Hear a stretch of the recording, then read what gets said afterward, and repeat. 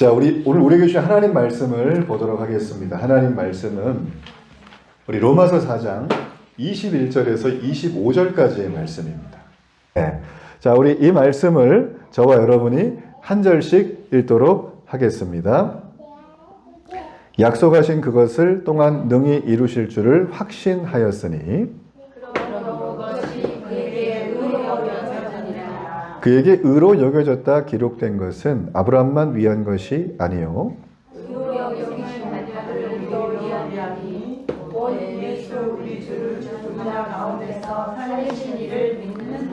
함께 읽습니다. 예수는 우리가 범죄한 것 때문에 내줌이 되고 또한 우리를 의롭다 하시기 위하여 살아나셨느니라. 아멘. 축복합니다. 네.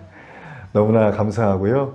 하나님께서 오늘 이 부활의 날에 여러분과 제게 큰 은혜 주실 줄로 믿습니다. 우리 옆분에게 한번 이렇게 축복해 주세요. 예수 부활하셨네. 네. 저는 이 말이 너무 좋아요. 예수 부활하셨네. 저는 오늘 이 하나의 영상을 보면서 오늘 말씀을 좀 시작하려고 합니다. 오늘 하나의 영상을 볼 텐데 이 영상은 2016년도에 미국의 헐리우드 블록버스터를 만드는 감독에 의해서 굉장히 유명한 영화사에서 만든 영화예요.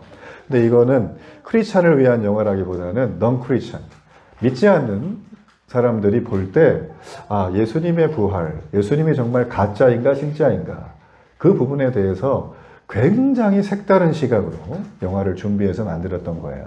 제가 이 영화의 예고편을 여러분에게 좀 먼저 보면서 오늘의 말씀을 좀 나누려고 합니다. 네.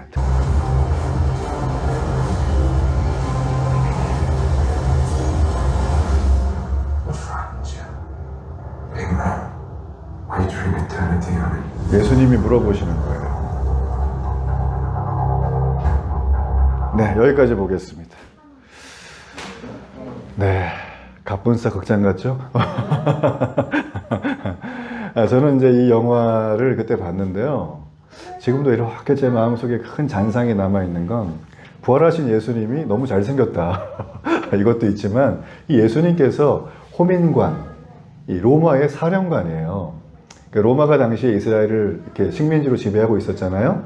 그래서 로마의 호민관이면 거의 최고의 권력자 중에 한 사람입니다. 근데 이 사람이 예수님이 정말 그 시신이 사라진 거에 대해서 그걸 알고 정말 그 시신을 찾기 위해서 추격해가는 어떻게 보면 스릴러 같은 그런 내용이에요. 성경에 나와 있진 않아요. 그러나 당시에 그 역사학자들의 말과 여러 가지 증언을 토대로 이 시나리오를 만들어서 영화를 만들었는데요. 전 여러분에게 이걸 한번 꼭 보도록 제가 좀 추천을 드립니다. 오늘 주보에 보시면 여기 아래쪽에 맨 아래쪽에 영화의 포스터를 제가 이렇게 일부러 해드렸어요. 그리고 그 옆에 보시면 이 영화 말고 이 내용을 책으로 또 정리한 게 있습니다. 이 책은 예수는 역사다라고 하는 책인데요. 이분이 예전에 우리로 말하면 타임지 같은 시카고 트리뷴이라고 하는 잡지사의 기자셨는데 이분이 예수의 부활이 가짜라는 걸 밝히고 싶었어요. 그래가지고 전 세계를 돌아다니면서 학자와 자료를 찾아서 연구한 결과 이분이 예수님의 부활은 진짜라고 인정을 했어요. 그리고 이분이 회심을 하고 세례를 받고 예수님의 자녀가 돼요. 그리고 이분이 목사님까지 돼요. 지금 미국에 살아 계세요. 네. 웰로우 크릭 커뮤니티 처치에서 설교 담당 목사로 지금 계십니다. 그리고 그 내용을 쓴 책이 바로 예수는 역사다라고 하는 책입니다. 오래된 책인데 이 책도 읽어보시면 특별히 나는 예수님 잘 믿으니까 관계없지만 나 잘 모르겠다. 난 뭐 부활 모르겠다. 예수님 기적 다 빼고 싶다 하는 분도 계시잖아요. 책을 선물해 주세요. 너무 좋을 거예요. 책이 되게 읽기 좋게 돼 있어요. 그래서 제가 이 말씀을 길게 드리고 영상을 보여드린 이유는 기독교가 말하는 이 성경에 나와 있는 내용은 내가 부인하든 부인하지 않든 역사적 기록이에요. 우리 왜 조선왕조실록 믿잖아요. 그죠? 네, 조선왕조실록은 전 세계에 이런 게 없습니다. 네, 이게 소실될까봐 세 군데 동시 보관을 했을 정도로 치밀한 역사 기록을 갖고 있어요. 그래서 우리는 다 그걸 신뢰하죠. 성경도 마찬가지예요. 성경도 역사적 기록이기 때문에 우리는 이 기록을 토대로 해서 사실 이런 내용이 있었구나라는 것을 알게 되어지는 것들이죠.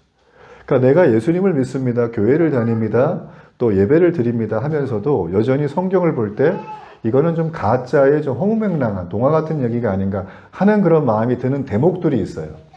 예를 들어서 무리를 걷는 장면, 그죠? 죽은 예수님 살아나시는 장면, 나사로가 무덤에서 일어나는 장면, 이런 것들은 우리가 이성과 상식이 있기 때문에 야 이거는 뭐 내 교양이 있어서 말 안 한다 뿐이지, 목사님께 말하면 시험 드니까 말 안 한다 뿐이지, 믿기가 어렵다, 이런 분들이 무수히 많아요, 교회 안에. 저는 오늘 그래서 여러분에게 부활에 대해서 저는 믿으라고 강요하고 싶지 않고, 부활이 이런 거라는 것에 대해서 지난주에 이어서 여러분과 함께 말씀을 이어서 좀 나누기를 원합니다. 그래서 여러분이 말씀을 쭉 들으시고, 저는 바람은 성령께서 여러분의 마음속에 오셔서 이 부활하신 예수님이 나랑 관계가 있는 분이네, 여기까지만이라도 클릭이 되신다면 저는 오늘 이 예배 속에서 여러분이 큰 은혜를 받는 축복의 시간이 될 줄로 믿습니다. 그런 의미에서 저는 오늘의 제목을 부활신앙이라는 제목으로 여러분과 말씀을 좀 나누기 원합니다.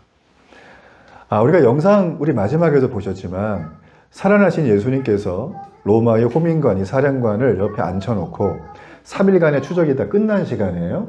조사를 해보니까 예수님이 말 그대로 협작군이나 어떤 이단 사이비 교주가 아니라 그들이 말했던 메시아 예수가 맞는 거예요.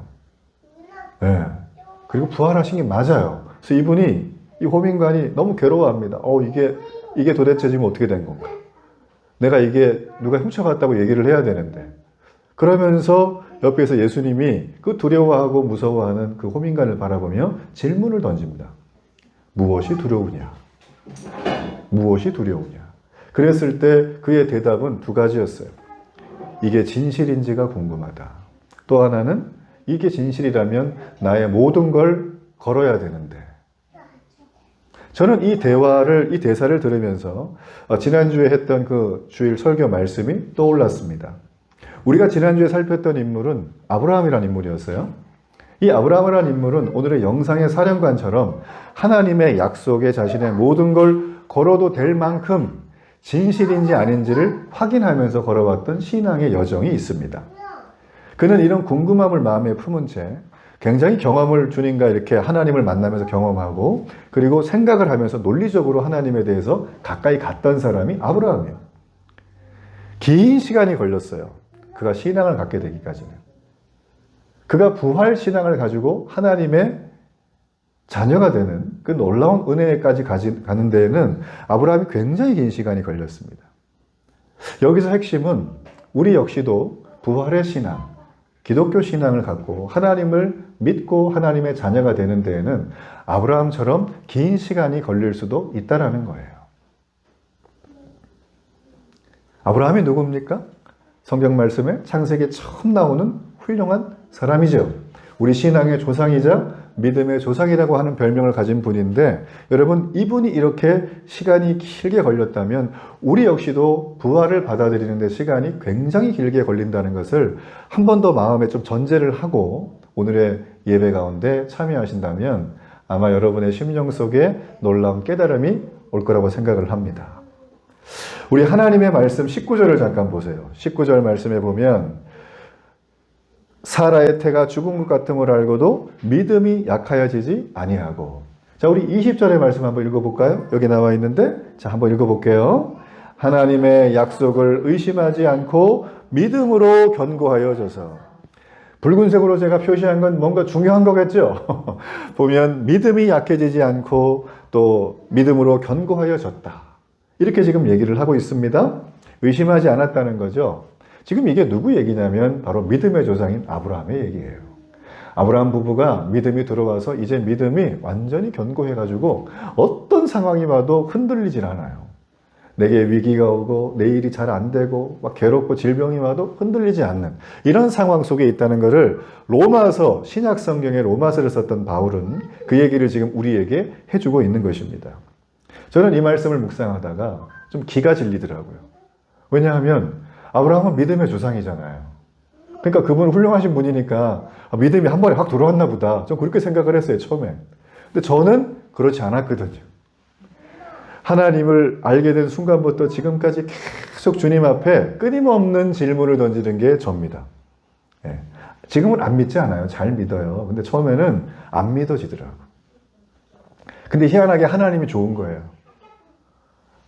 말로 표현이 안 되는데 하나님은 좋은데 안 믿어지고 있는 내 상황.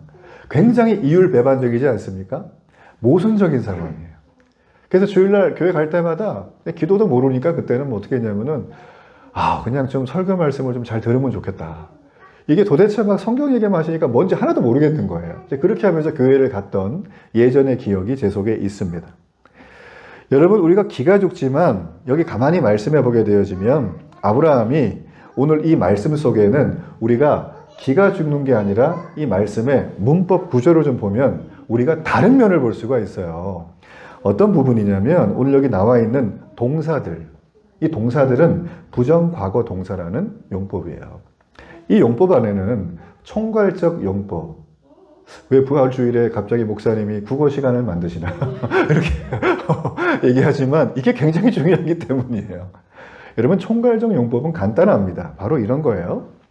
어떤 동작이 지속이 되고 있는 기간이 있어요. 근데 그 기간이 오늘이든 내일이든 무한대든 중요하지 않고 그 기간이 끝까지 갔는데 그 기간 전체를 딱 들어가지고 총체적으로 전부를 다 한번 스캔을 쭉 해보니까 나타나는 결론. 그 결론을 오늘 빨간색으로 얘기한 거예요. 빨간색 한번 읽어볼까요? 시작. 믿음이 약하여지지 아니하고 믿음으로 견고하여 저서라는 거예요. 제가 이걸 말씀을 보면서 아브라함이 훌륭한 분이 아니구나 제가 알았어요. 이분도요, 처음 하나님 만났을 때 헷갈렸어요. 하나님이 좋은데 안 믿어지는 거예요. 이분의 말을 믿어야 되는데, 믿어야 아까 우리 호민관처럼 내 모든 걸 걸어도 되는데 될지 안 될지 이걸 지금 정하지 못했던 거예요. 아브라함이 그랬다면 우리도 그랬다는 것입니다. 정말 중요한 것은 이 아브라함 부부는 의심의 순간이 있었고 회의하는 순간이 있었고 약해지는 흔들리는 순간이 있었지만 정말 중요한 건 이들이 의심을 했느냐 안 했느냐보다 더 중요한 것은 의심이 올 때 어떻게 넘어섰느냐는 거예요.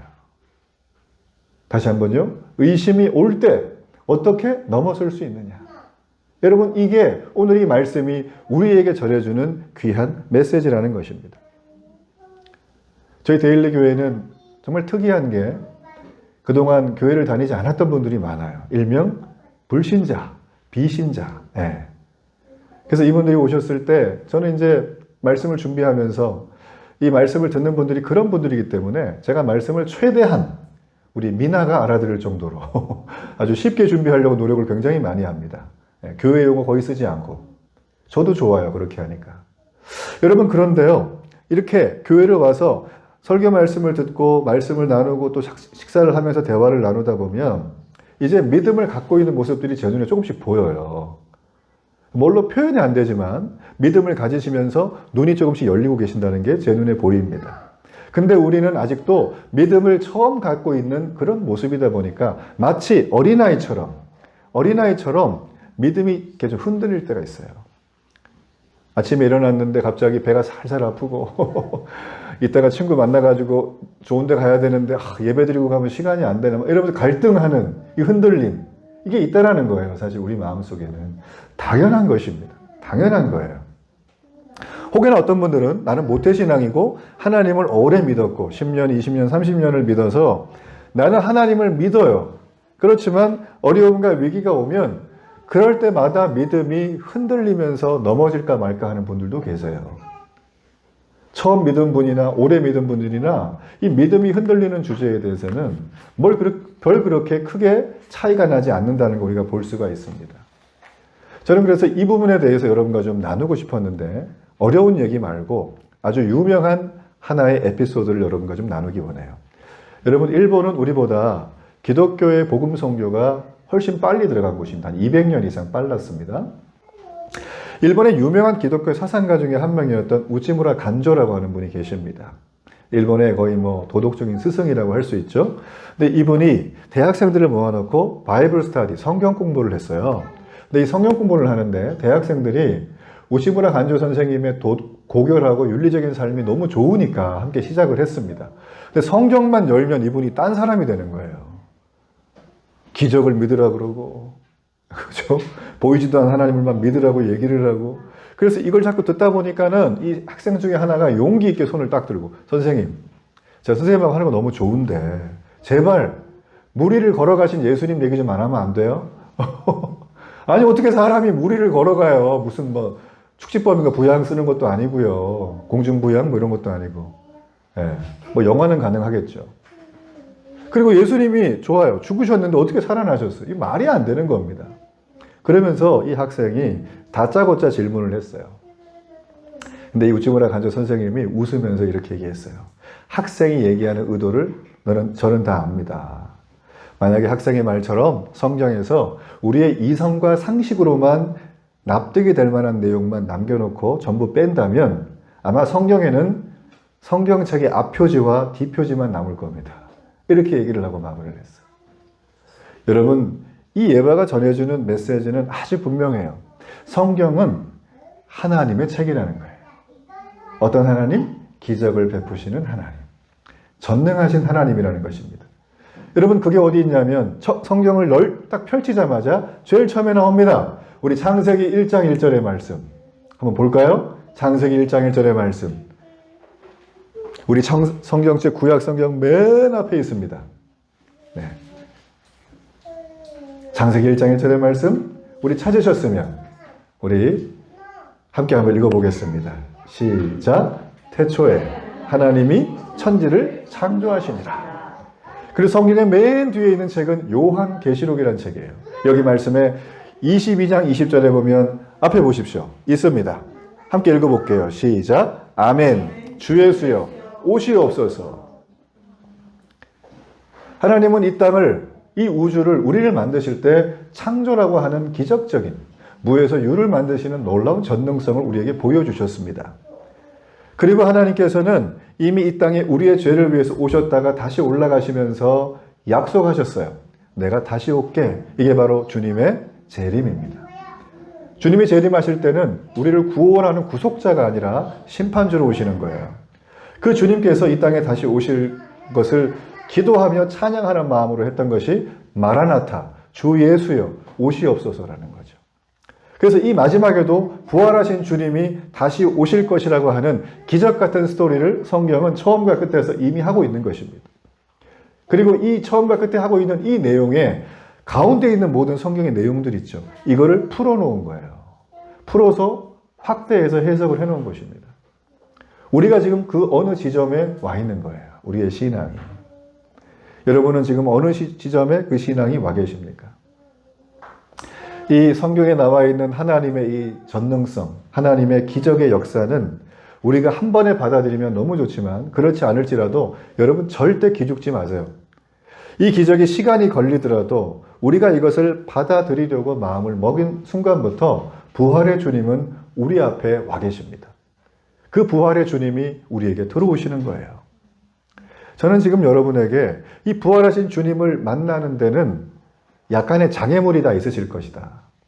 조금의 불편한 게 좀 있으실 거예요. 저는 이 말씀을 여러분에게 드리고 싶어요. 제가 그랬으니까. 그죠? 저는 그걸 경험을 했으니까. 그런데 그 장애물을 여러분이 억지로 치우려고 하지 마세요. 그러면 이게 자꾸 충돌이 와요. 네. 그 장애물을 치워봐야지 하면 해봐도 사실 잘 안 됩니다. 제가 썼던 방법 하나만 말씀드릴게요. 저는 그 장애물을 그대로 뒀어요. 인정을 합니다. 너 여기 있구나? 인정을 해요. 그리고 나서 제 시선을 이쪽에 있는 거를 이쪽으로 바꿨어요. 어디로? 무에서 유를 창조하신 전능하신 하나님을 묵상하기 시작했어요. 열으니까 창세기에 저 얘기를 하고 닫으니까 계시록에 저 얘기를 하시는 분인데 속의 내용은 도대체 무슨 내용을 하시나? 봤더니만 성경은 기적이라는 안경으로 보지 않으면 도대체 성경은 내 마음에 와닿지가 않더라. 하나의 명언집도 아니고 잘 사는 지혜서도 아니고 성경은 우리 인류사 뿐만 아니라 우주와 이 모든 되어져 있는 이 땅에 우리가 인지하고 있는 그 모든 것들을 이 말씀 안에서 우리가 알아들을 수 있는 전능하신 하나님의 기적의 내용으로 다 채워놓으셨던 거예요. 전 이것이 여러분에게 심령 가슴 깊숙하게 믿어지기를 주의 이름으로 축복합니다. 이게 믿어지는 분들이 오늘 부활하신 주님을 향하여 찬양할 수 있는 마음이 생기는 것이죠. 자, 이제 그렇다면 우리는 이 아브라함이 가졌던 부활 신앙, 도대체 어떤 결과를 만들어내고 있는가? 전 여러분과 이걸 좀 나누기 원하는데요. 우리 로마서 4장 20절의 말씀을 한번 보겠습니다. 제가 이 말씀을 한번 읽어볼게요. 로마서 4장 20절. 믿음이 없어 하나님의 약속을 의심하지 않고 믿음으로 견고하여져서 하나님께 영광을 돌리며. 여러분 이 구절을 가만히 보면 하나님께 영광을 돌리는데 부활신앙으로 영광을 돌렸다고 말을 하고 있는 것입니다. 그렇죠. 우리가 부활신앙을 받아들이게 되면 하나님의 영광이 돼요. 네, 부활신앙을 받아들였어요.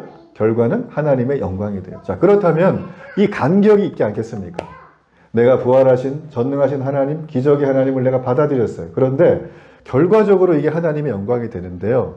우리는 어제가 내일 같고 오늘이 내일 같은 게 아니라 우리는 일직선의 시간 속에 살아요. 과거, 어제죠. 현재, 오늘이에요. 미래, 내일이에요. 그죠?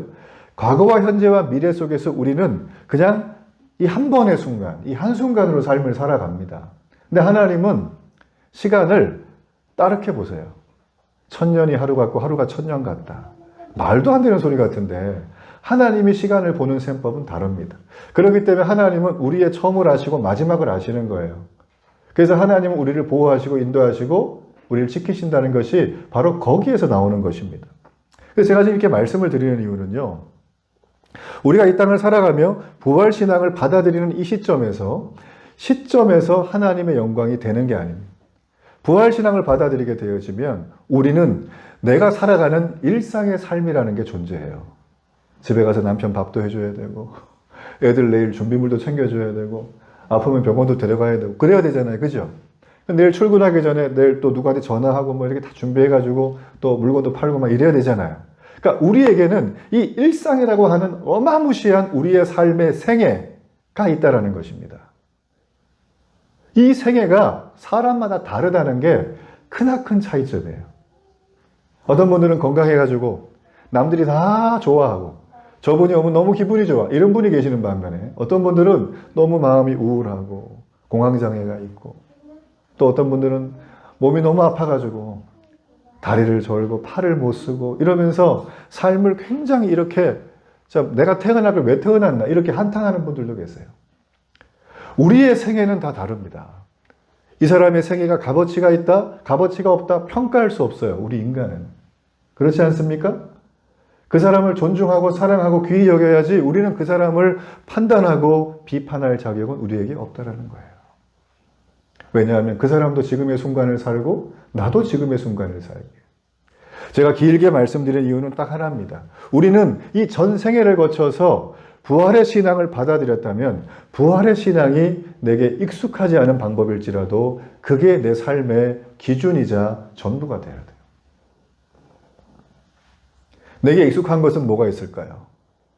가령 예를 들어서 내 뜻대로 어떤 상황이 안 돌아간다? 누가 내 말을 안 들어준다?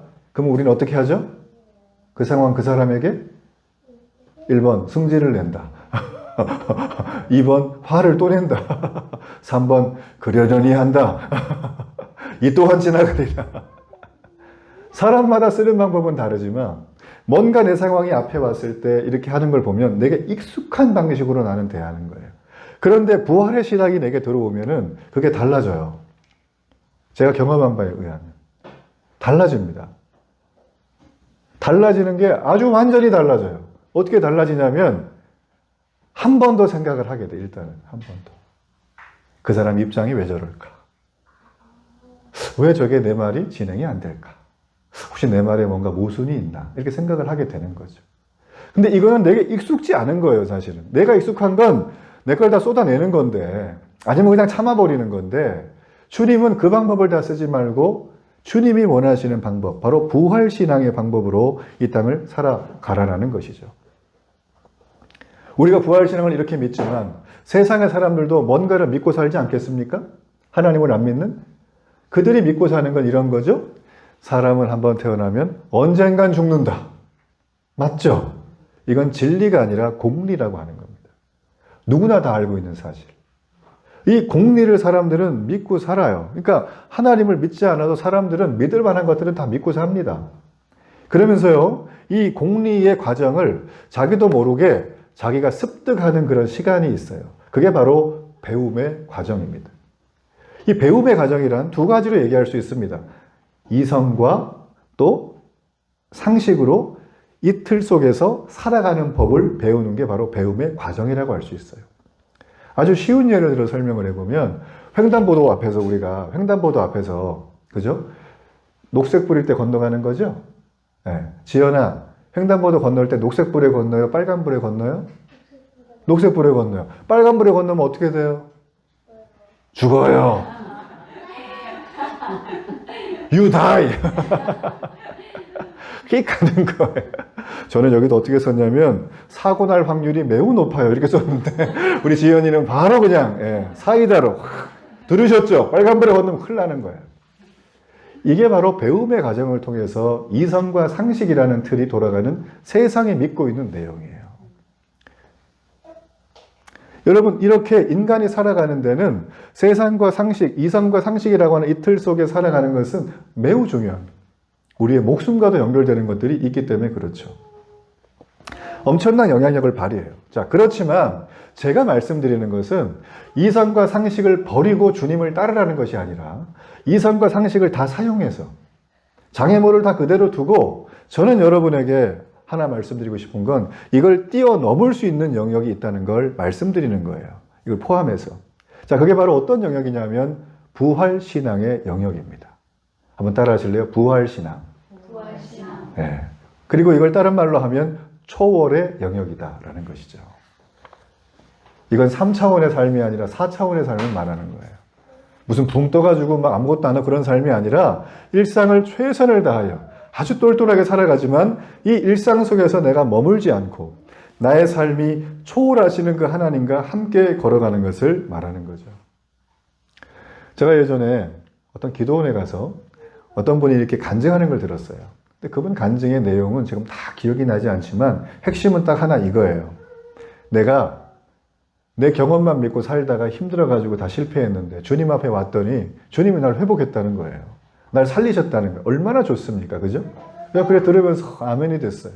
근데 이분이 마지막에 해도 안 해도 될 말을 하고 가셨어요. 여러분, 예수님 잘 믿으려면 이성과 상식을 버려야 돼요. 이렇게 얘기하시는 거예요. 전 그게 그때는 맞는 줄 알았어요. 어린 신앙에.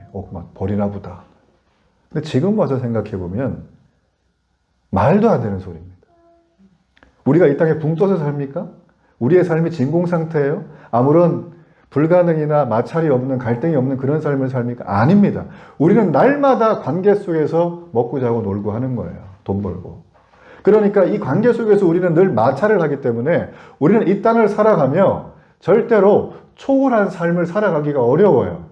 그냥 이성과 상식 안에서 사는 겁니다. 그런데 주님을 만나게 되어지면 이 주님이 우리에게 말씀하시는 것은 이성과 상식의 영역을 버리고 나를 믿지 말고 이걸 포함해서 내게 오라는 거예요. 그거를 사용하시겠다는 거죠. 왜냐하면 이 이성과 상식이라는 것도 하나님이 만드신 창조의 질서 아래 있다는 것입니다. 저는 설교를 준비하면서 제 설교를 듣는 분들이 자기도 모르는 사이에 제 설교를 들으면서 이해를 하시려고 할 때 혹은 기억을 하시려고 할 때 이성과 상식이라고 하는 배움의 틀 안에서 듣고 계실 것이다 라는 것을 저는 발견하게 됐어요. 저는 설교자로서 하나님 앞에 늘 큰 바람이 하나 있어요. 늘 기도하는 것은 무엇이냐면 제가 하는 이 설교가 한 인간의 설교, 한 인간의 말이 아니라 저는 여러분의 이성과 상심을 포함한 하나님의 초월적인 부활의 신앙의 영역을 하나님이 여러분이 문을 확 열어줘서 들어가시면 좋겠어요. 그리고 여러분의 마음속에 이 하나님이 주시는 초월의 메시지가 새겨지면 좋겠어요. 저는 그런 마음 가지고 여러분과 말씀을 전합니다. 그래서 요한복음 11장 40절 말씀에 보면 이런 말이 있어요. 내가 믿으면 하나님의 영광을 보리라. 여러분이 믿으면 하나님의 영광을 보는 거예요. 말씀의 결론을 맺겠습니다. 오늘 부활신앙을 주제로 해서 여러분과 말씀을 나누는데 이 부활신앙은 여러분 그냥 뜬구름 잡는 얘기가 아니라 우리와 밀접한 관련이 있다라고 제가 말씀을 드렸어요. 그리고 이 부활신앙이 내게 오는 과정 역시 긴 시간이 필요하다고 제가 말씀을 드렸습니다. 그런데 이 부활신앙을 보면서 또 하나 우리가 놀라운 사실 하나는 무엇이냐면 이 부활신앙을 통해서 나도 아브라함처럼 구원을 받을 수 있다는 거예요. 할렐루야. 이게 기독교의 메시지예요. 우리 로마서 말씀 23절로 24절의 말씀을 우리 함께 우리 화면을 보면서 읽어보도록 하겠습니다. 그에게 의로 여겨졌다 기록된 것은 아브라함만 위한 것이 아니요 의로 여기심을 받을 우리도 위함이니 곧 예수 우리 주를 죽은 자 가운데서 살리신 이를 믿는 자니라. 하나님을 믿는 자, 바로 부활신앙을 가진 자를 말하는 거예요. 여기 말씀에 가만히 보면 죽은 자를 다시 살리시는 하나님께서 죽어 있는 것과 마찬가지인 사라, 임신이 불가능한 그 여자의 태를 여셨어요. 그런 다음에 내 자손을 주실 것이라고 아브라함에게 말을 하셨어요. 그리고 아브라함은 말도 안 되는 소리요가 아니라 긴 시간을 통해서 이걸 믿는 자리까지 간 거예요. 그걸 뭐라고 했다고요? 의로 여겼다. 그걸 내게 의로 여겼다는 거예요. 여기서 말하는 의는 justice, 정의를 말하는 게 아닙니다. 정의를 포함한 하나님의 공의를 말하는 거예요. 하나님의 공의를 말하는 이 바로 의를 말하는 것이죠. 그래서 이 아브라함의 구원, 그의 믿음이 의로 여기심을 받는 사건을 오늘 로마서는 기록을 하면서 우리에게 이걸 그냥 단순히 보여주기 위함으로 한 것이 아닙니다. 금방 말씀드린 것처럼 우리도 아브라함 같은 믿음을 가지고 구원의 자녀가 될 수 있다는 거예요. 우리 옆분을 쳐다보시면서 당신은 하나님의 자녀입니다. 인사해 주세요. 하나님의 자녀입니다. 아브라함만 이렇게 한 게 아니에요. 아브라함의 의로 여기신 것을 우리에게도 예수 그리스도께서 십자가에서 그 의를 허락해 주셨어요. 그리고 그분이 부활하시고 오늘 올라가신 거예요.